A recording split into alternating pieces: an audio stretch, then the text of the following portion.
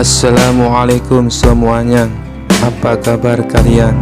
Semoga dalam keadaan sehat dan dilancarkan rezekinya oleh Allah. Amin ya robbal alamin. Dikisahkan di sebuah kampung, acara Maulid Nabi diselenggarakan dengan meriah setiap tahunnya. Warga berbondong-bondong datang, membawa berbagai macam hidangan lezat. Namun yang paling dinanti-nantikan adalah momen ketika jajan dibagikan. Siapa yang tidak suka jajan? Apalagi kalau gratis. Abu Nawas yang terkenal dengan kecerdikannya juga tak mau ketinggalan. Seperti biasa, ia datang dengan perut kosong dan niat yang besar untuk mendapatkan jajan sebanyak-banyaknya. Namun Abu Nawas tahu bahwa mendapatkan jajan di tengah kerumunan itu bukanlah perkara mudah. Semua orang pasti akan berebutan. Saat acara selesai, tibalah saat yang dinantikan. Panitia mulai membagikan jajan. Tanpa berpikir panjang, semua orang langsung berdesakan. Abu Nawas pun tak mau kalah. Namun bukannya ikut berdesakan, ia malah punya ide yang cerdik. Dengan tenang, Abu Nawas berdiri di tengah kerumunan dan mulai berteriak, "Hati-hati, ada ular di sini." Mendengar teriakan itu, orang-orang yang semula berebut jajan langsung panik dan berlarian menjauh. Dalam sekejap, tempat itu menjadi kosong. Abu Nawas tersenyum puas dan dengan santai mengambil jajan yang tersisa. Namun sebelum ia sempat menikmati hasil kerja kerasnya, seorang bocah kecil yang polos datang menghampirinya dan berkata, "Paman, di mana ularnya?" Abu Nawas terdiam sejenak, berpikir bagaimana cara menjawabnya. Akhirnya dengan senyum penuh tipu muslihat, ia pun berkata, "Ular itu hanya muncul jika jajannya tidak dibagi-bagi. Jadi, kalau kamu ingin tidak melihat ular, lebih baik kita bagi jajannya sekarang." Bocah itu mengangguk setuju, dan Abu Nawas pun harus rela berbagi jajannya dengan si bocah kecil. Meskipun tak jadi membawa pulang jajan sebanyak yang ia rencanakan, Abu Nawas tetap senang, karena ia berhasil mendapatkan bagian tanpa perlu berdesakan. Dan sejak itu, setiap kali ada acara Maulid Nabi, orang-orang selalu berhati-hati jika Abu Nawas mulai berteriak aneh-aneh. Mereka tahu di balik teriakan itu pasti ada akal-akalan si cerdik Abu Nawas. Kisah selanjutnya. Selama ini Raja memendam rasa penasaran karena Abu Nawas selalu cerdik dan lolos dari setiap jebakannya. Raja terus berpikir keras mencari cara untuk bisa mengalahkan sosok humoris dan cerdik itu. Akhirnya Menteri Istana berusulan sebuah pertanyaan yang menurut Baginda Raja sulit dijawab Abu Nawas.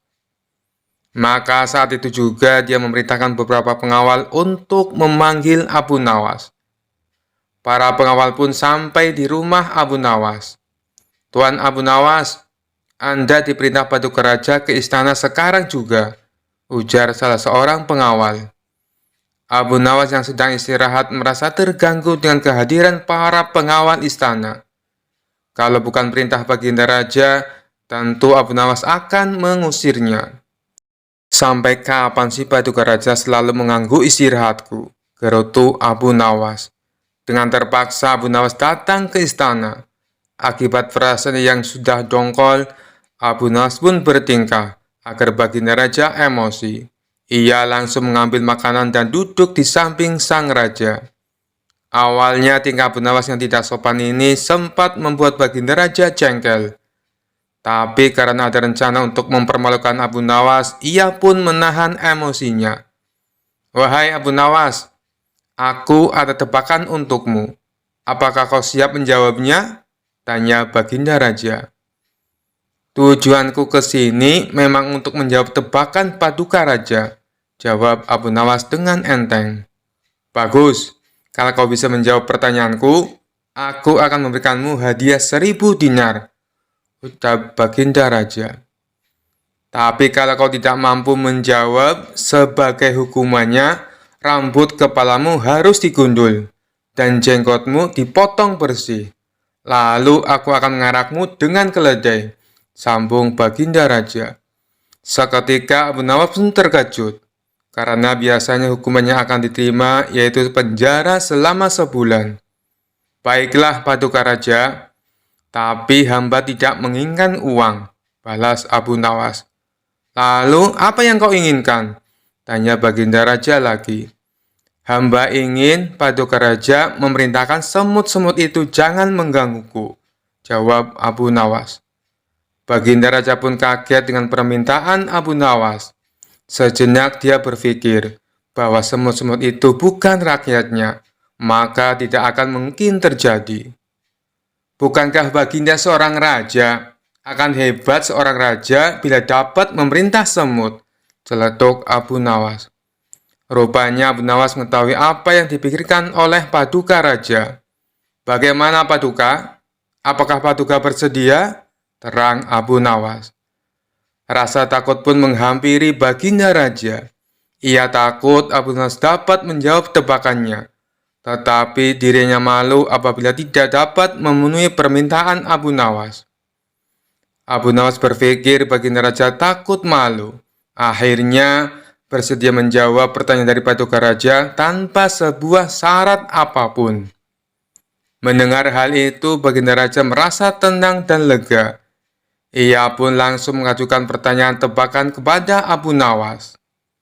Pohon apa yang berumur 1 tahun, memiliki 12 cabang, setiap cabangnya terdiri dari 30 daun, dan daun-daun tersebut sebagian menghadap ke arah cahaya, serta bagiannya lagi menghadap ke arah gelap, ujar Baginda Raja.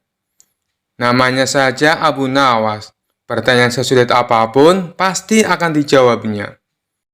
Pohon itu mewakili tahun, karena ada 12 bulan dalam 1 tahun, dan 30 hari dalam 1 bulan, di mana 30 hari tersebut terbagi menjadi siang dan malam, jawab Abu Nawas.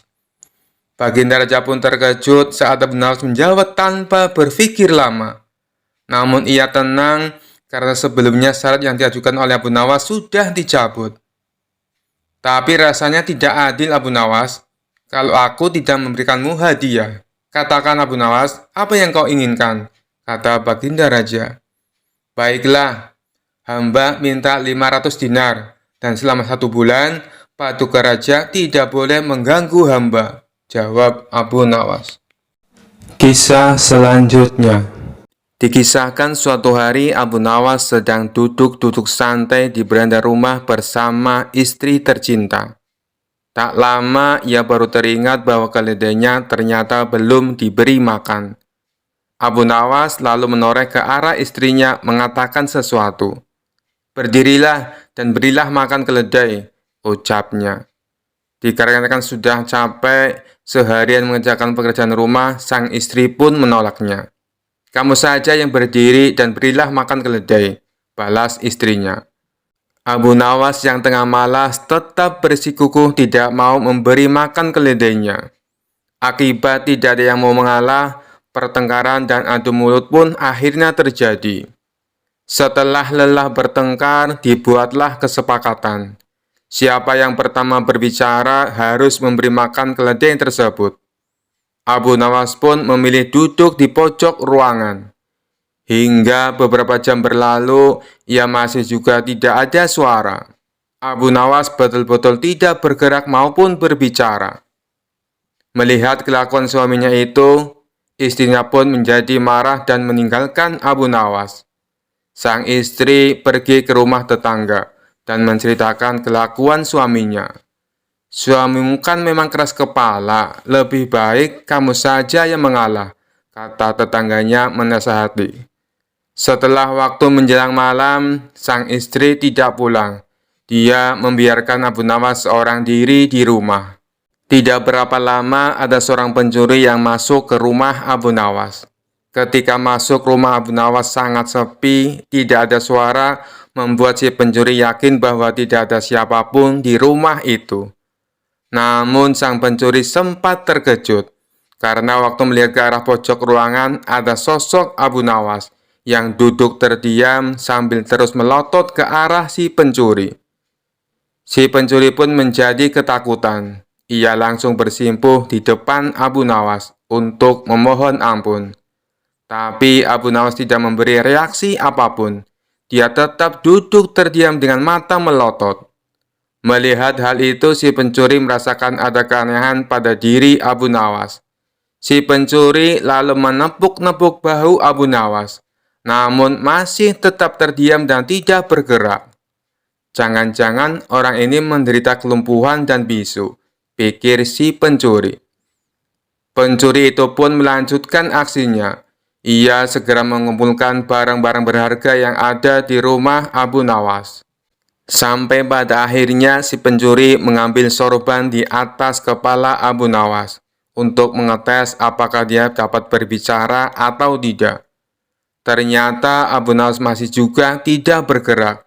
Ia betul-betul diam 1000 bahasa, seperti orang yang baru dikutuk menjadi batu. Diuntungkan dengan kondisi demikian, si pencuri juga mengambil sorban Abu Nawas, serta mengambil semua barang berharga. Si pencuri lantas kabur dengan membawa barang curiannya. Tidak lama berselang, masuklah tetangga Abu Nawas dengan membawa semangkok sop panas. Melihat Abu Nawas duduk dan tidak bergerak, tetangganya pun berkata, "Aku diutus istrimu untuk membawakan sop ini, karena saat ini kamu pasti lapar." Namun Abu Nawas masih saja tidak mau berbicara. Ia malah menunjuk kepalanya sendiri, agar tetangganya mengerti bahwa dirinya sudah kehilangan sorban dan rumahnya juga baru saja kemalingan. Tetapi tetangganya tersebut tidak mengerti dengan maksud Abu Nawas. Dia mengira Abu Nawas menyuruhnya untuk meletakkan sop tersebut di atas kepalanya. Saat tetangganya menaruh mangkok di atas kepala Abu Nawas, tentu saja sop mangkoknya langsung terjatuh dan bertetesan mengenai wajah, dagu, hingga badannya. Walaupun seluruh tubuhnya basah dan belepotan, Abu Nawas tetap saja diam dan tak bicara. Melihat tingkah Abu Nawas yang aneh, tetangganya itu langsung pulang untuk memberitahukan kepada istrinya.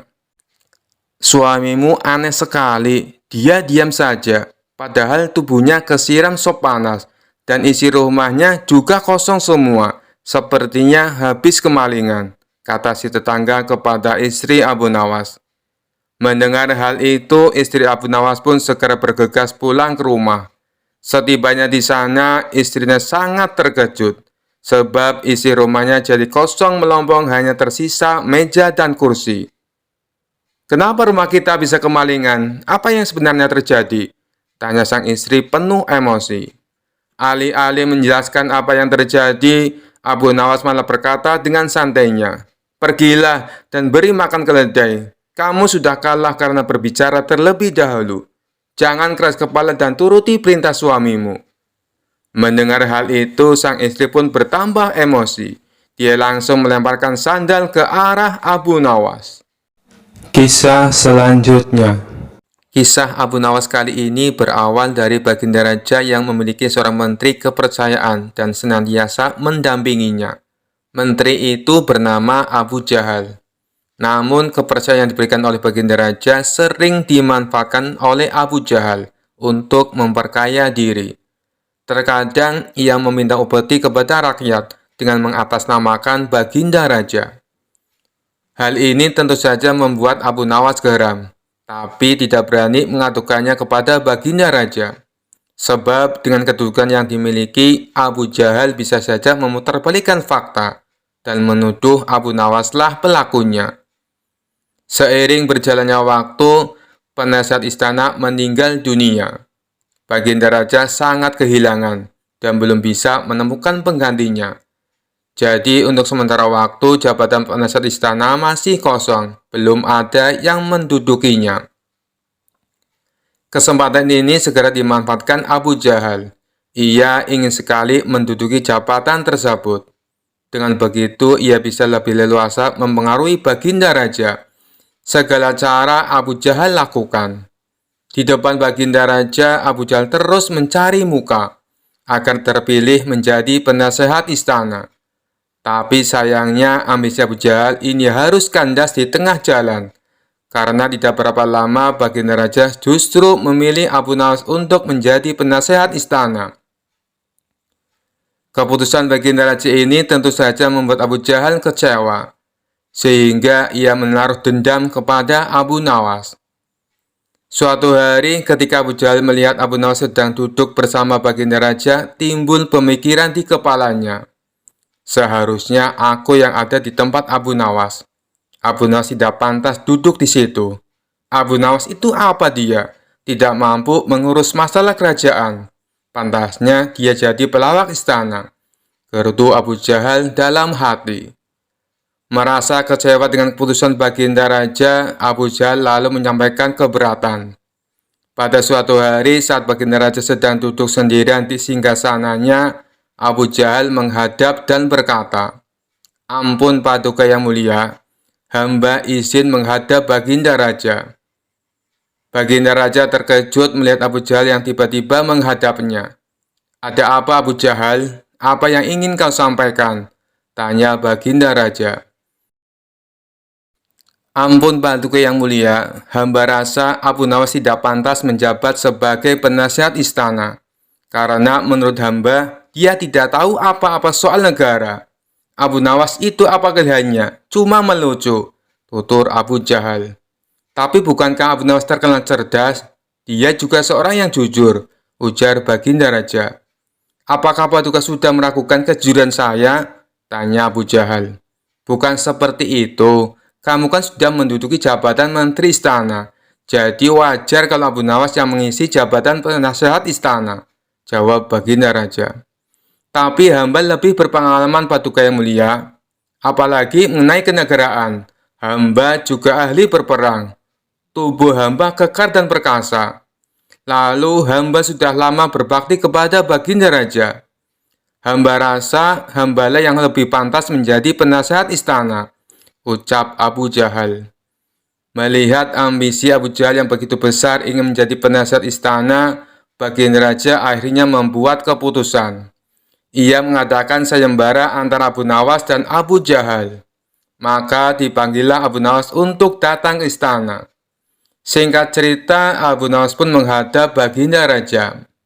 "Ampun Paduka yang mulia, ada gerangan apa memanggil hamba?" tanya Abu Nawas. "Hei Abu Nawas, Abu Jahal sangat menginginkan jabatan penasehat istana. Dia minta supaya jabatanmu diganti olehnya. Tapi aku juga tidak mungkin memecatmu biar adil, maka aku putuskan akan mengadakan sayembara untuk kalian berdua. Siapa yang jadi pemenangnya, maka dialah yang berhak menjadi penasehat istana," jelas Baginda Raja. Sejenak Abu Nawas terdiam dan berpikir Abu Jahal pasti punya rencana busuk. Jangan sampai dia jadi penasehat istana. Bisa-bisa rakyat makin tertindas oleh kelakuannya, pikir Abu Nawas.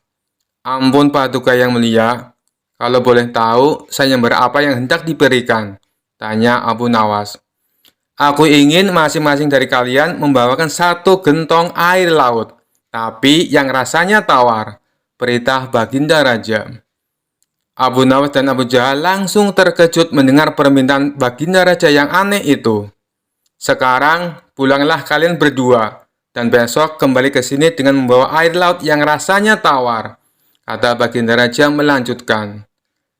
Sesampainya di rumah, Abu Nawas terus memikirkan dan mencari tahu keberadaan laut yang airnya tawar. Mana ada air laut yang rasanya tawar? Orang secerdik apapun tidak akan bisa melakukannya, pikir Abu Nawas. Sementara itu, Abu Jahal mulai berbuat curang. Ia memasukkan air sumur ke gentong untuk dibawanya ke istana. "Baginda Raja pasti percaya, meskipun aku berkata bohong. Karena aku tahu aku adalah menterinya yang paling dipercaya," kata Abu Jahal dalam hati. Keesokan harinya, Abu Nawas dan Abu Jahal datang ke istana dengan membawa gentong masing-masing. "Bagaimana? Apakah kalian sudah mendapatkan airnya?" tanya Baginda Raja. "Sudah Paduka yang mulia," jawab Abu Jahal dan Abu Nawas serempak. Kemudian Abu Jahal maju lebih dulu menyerahkan gentongnya. "Ini Paduka, air laut permintaan Paduka," ucap Abu Jahal. Baginda Raja lalu mencicipi air yang dibawa Abu Jahal. Bagus Abu Jahal, air ini rasanya tawar. Tapi benarkah ini berasal dari laut? Tanya Baginda Raja. Benar sekali Paduka, hamba sengaja mengambilnya dari laut yang tidak diketahui oleh banyak orang. Jawab Abu Jahal penuh percaya diri. Sekarang tibalah giliran Abu Nawas menyerahkan gentong miliknya. Ketika Baginda Raja mencicipi air yang ada di gentong Abu Nawas, ia pun langsung berkata, "Hei Abu Nawas, kenapa rasanya masih asin dan getir? Yang aku minta air laut rasa tawar," ucap Baginda Raja. "Ampun Paduka yang mulia, tapi memang begitulah rasa air laut," balas Abu Nawas. "Baiklah, karena lomba ini dimenangkan Abu Jahal, tentu dia akan menjadi penasehat istana," tutur Baginda Raja. Mendengar hal itu, Abu Jahal sangat kegirangan, sudah tidak sabar ingin menduduki jabatan tersebut. Ternyata sangat mudah mengelabui Baginda Raja, pikir Abu Jahal. Tapi tiba-tiba Baginda Raja kembali berkata, "Hai Abu Jahal, di mana kamu menemukan air laut yang airnya tawar? Antarkan aku ke sana sekarang. Aku ingin mandi di sana," titah Baginda Raja. Seketika wajah Abu Jahal menjadi pucat, tubuhnya lemas dan gemetaran. "Anu Paduka yang mulia, hamba kenapa? Kalau kamu tidak bisa membuktikannya, berarti kamu telah membohongiku," ucap Baginda Raja. "Ampun Paduka yang mulia, air yang hamba bawa memang bukan air laut, tapi air dari sumur," kata Abu Jahal ketakutan. "Kamu lancang Abu Jahal, kamu kira aku anak kecil yang mudah dikelabui? Karena kamu telah berani berbohong, maka sebagai hukumannya, kamu bukan hanya gagal jadi penasihat istana, tapi juga akan dipecat dari menteri. Kamu juga harus menjalani hukuman penjara," bentak Baginda Raja. Kemudian Baginda Raja memerintahkan beberapa pengawal untuk menangkap Abu Jahal dan memasukkannya ke penjara. Kini tinggallah Abu Nawas di hadapan Baginda Raja. "Hei Abu Nawas, bukankah kamu terkenal cerdik? Bisa saja kamu membohongiku, dan dengan kecerdikanmu itu kamu tentu bisa menutupi kebohonganmu. Tapi kenapa tidak kau lakukan?" tanya Baginda Raja. "Ampun Paduka yang mulia, hamba memang cerdik, tapi hamba bukan pembohong. Secerdik apapun manusia, tidak akan ada yang bisa mengubah rasa air laut menjadi tawar," terang Abu Nawas. "Kamu memang benar Abu Nawas, itulah orang yang saya cari untuk menduduki jabatan sebagai penasihat istana, cerdik dan jujur," kata Baginda Raja tersenyum puas. Kisah selanjutnya. Abu Nawas merupakan seorang pujangga Arab yang terkenal dengan kecerdikan dan kecerdasannya. Ia juga dikenal seorang sufi yang dikagumi banyak orang, karena dapat menyelesaikan segala permasalahan yang dialami oleh orang lain. Abu Nawas hidup sezaman dengan Khalifah Harun al-Rasyid. Ia hidup bersama istrinya yang amat ia cintai. Kehidupan Abu Nawas dengan istrinya penuh dengan kebahagiaan. Terlebih sang istri adalah wanita cantik dan juga berbakti kepada suami. Hal ini membuat Abu Nawas sangat mencintai istrinya. Namun kebahagiaan Abu Nawas tersebut tidak berlangsung lama, sebab istri yang amat ia cintai dipanggil oleh Yang Maha Kuasa. Dengan begitu Abu Nawas sangat terpukul dan sangat bersedih karena harus kehilangan sang istri tercinta untuk selamanya. Abu Nawas tidak menyangka sang istri begitu cepat meninggalkan dirinya. Para tetangga dan sahabat Abu Nawas berdatangan untuk mengucapkan duka citanya. Mereka juga mencoba menghibur Abu Nawas untuk tidak berlarut-larut dalam kesedihan. "Abu Nawas, kamu tak perlu terus-terusan bersedih. Aku punya saudara perempuan cantik. Kalau kamu berkenan, akan aku nikahkan denganmu," ucap salah satu sahabatnya. Sementara tetangga yang lain berkata, "Ikhlaskanlah kepergian istrimu, tak perlu terus kau tangisi. Aku punya anak perempuan cantik. Kalau kamu mau, aku akan menikahkannya denganmu. Tak perlu pakai mas kawin yang mahal Abu Nawas, semampunya kamu saja." Karena para sahabat dan tetangga selalu menghibur, Beberapa hari kemudian, Abu Nawas terlihat kembali ceria seperti sedia kala. Ia kembali melakukan aktivitasnya, tidak ada lagi kesedihan. Ia juga sering nongkrong di warung bersama para sahabat dan tetangganya. "Kami ikut senang, Abu Nawas. Kamu tidak lagi terlihat sedih," ucap salah satu sahabatnya saat nongkrong di warung. "Itu semua karena kalian selalu menghibur aku. Aku sangat berterima kasih kepada kalian," jawab Abu Nawas. Beberapa minggu setelah kepergian istrinya, Abu Nawas kembali dirundung kesedihan.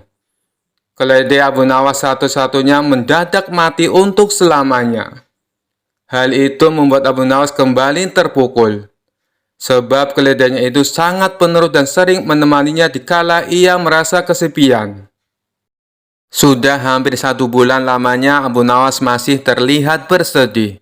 Ia selalu mengurung diri di rumah. Abu Nawas juga tidak pernah keluar untuk berkumpul bersama sahabat dan para tetangga. Hal itu membuat para sahabat dan tetangganya merasa heran dengan perilakunya. Sikap Abu Nawas yang aneh ini akhirnya menjadi perbincangan para tetangga. "Aku heran dengan Abu Nawas. Saat ditinggal mati istrinya, hanya beberapa hari saja dia bisa kembali ceria. Tapi ketika ditinggal mati keledainya, sudah 1 bulan lebih dia masih dirundung kesedihan," kata seseorang saat tongkrongan di warung. "Iya, omonganmu benar. Masa iya Abu Nawas lebih mencintai keledainya daripada istrinya?" tutur kawan lainnya. Mereka pun tertawa mendengar ucapan tersebut. Tidak berapa lama datanglah Abu Nawas ke warung. Ia memilih duduk menyendiri di pojokan. Ia menatap satu persatu orang-orang di situ, kemudian menghela nafasnya. "Kalau saja kalian ingat, saat aku kehilangan istriku, kalian semua menghiburku. Bahkan ada yang menawarkan adik perempuannya untuk dijodohkan denganku. Ada pula yang menawarkan anak perempuannya untuk dijodohkan denganku. Sehingga saat kepergian istriku, aku tidak terlalu bersedih. Tapi sekarang, saat keledaiku mati, tak ada seorang pun yang datang menghiburku. Tak ada yang menawarkan keledai pengganti untukku," tutur Abu Nawas. Abu Nawas pun lalu pergi meninggalkan mereka. Orang-orang yang ada di situ menjadi bengong mendengar alasan Abu Nawas. Kisah selanjutnya. Dikisahkan ada 3 orang yang cukup terkenal cerdik dan pandai berkeliling negeri untuk menantang adu pintar dengan siapapun. Pada hari yang ketiga, orang itu memasuki kampung Abu Nawas. Penduduk sepakat untuk menghadapi ketiga orang itu, maka mereka sodorkan si cerdik Abu Nawas. "Saya yakin Abu Nawas bisa mengatasi 3 orang itu," ujar salah seorang penduduk. Singkat cerita, Abu Nawas akhirnya setuju menghadapi orang itu. Adu kepintaran antara Abu Nawas dan ketiga orang itu diadakan di tengah lapangan, sehingga masyarakat bisa menonton. Setelah waktu yang ditentukan tiba, maka berkumpullah para penduduk setempat. Abu Nawas tampak santai, acara pun segera dimulai. Masing-masing kontestan memperkenalkan diri masing-masing. Sebagai penghormatan, juri mempersilahkan 3 orang itu untuk bertanya kepada Abu Nawas. Ketiga orang itu sangat senang mendapat kesempatan bertanya lebih dulu. Maka dengan congkaknya, orang pertama bertanya kepada Abu Nawas, "Di mana sebenarnya pusat bumi ini, wahai Abu Nawas yang tolol?" Abu Nawas tersenyum simpul, dibilang tolol. Si cerdik ini menjawab, "Itu sih gampang." "Kalau begitu di mana?" desak orang itu. "Tepat di bawah telapak kaki saya, saudari yang budiman," ujar Abu Nawas dengan senyum mengembang sembari merapalkan kakinya dan sedikit membungkuk. Jawaban Abu Nawas itu membuat orang kedua tidak terima. Ia langsung berkata dengan keras, "Bagaimana saudara bisa membuktikan hal itu? Jika kalian tidak percaya atas jawabanku, ukur saja sendiri," jawab Abu Nawas enteng. Tampaknya jawaban itu telah membuat orang pertama tertegun dan hanya biasa diam saja. Untuk itulah tiba giliran orang kedua mengajukan pertanyaan kepada Abu Nawas. Berapa banyak jumlah bintang di langit? Pernyataan yang nyaris sama dan sudah pasti dijawab oleh Abu Nawas dengan mudah.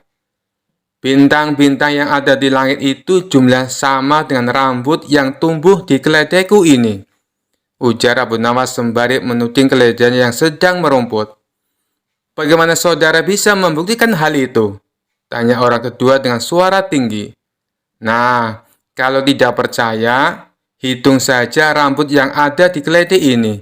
Nanti saudara akan tahu kebenarannya, jawab Abu Nawas. Itu sih bodoh, akal-akalan saja. Bagaimana orang bisa menghitung bulu keledai? Sanggah orang pintar kedua itu. Nah, kalau aku bodoh, berarti saudara juga bodoh. Bagaimana bisa orang menghitung bintang di langit? Ujar Abu Nawas tak mau kalah. Mendengar jawaban itu, si orang kedua pun langsung mengunci mulutnya. Sekarang, tampillah orang yang ketiga. Orang ini konon paling cerdas di antara yang lain. Ia memang agak terganggu oleh kecerdikan Abu Nawas dan dengan ketus ia bertanya, tampaknya saudara tahu banyak mengenai keledai. Coba saudara katakan padaku, berapa jumlah bulu yang ada di ekor keledai itu?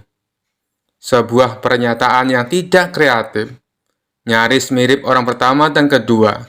Ini tentu saja membuat Abu Nawas tertawa mengejek. Aku tahu jumlahnya. Jumlah bulu yang ada di ekor keledai ini sama dengan jumlah rambut yang ada di janggut saudara, jawab Abu Nawas dengan senyum-senyum.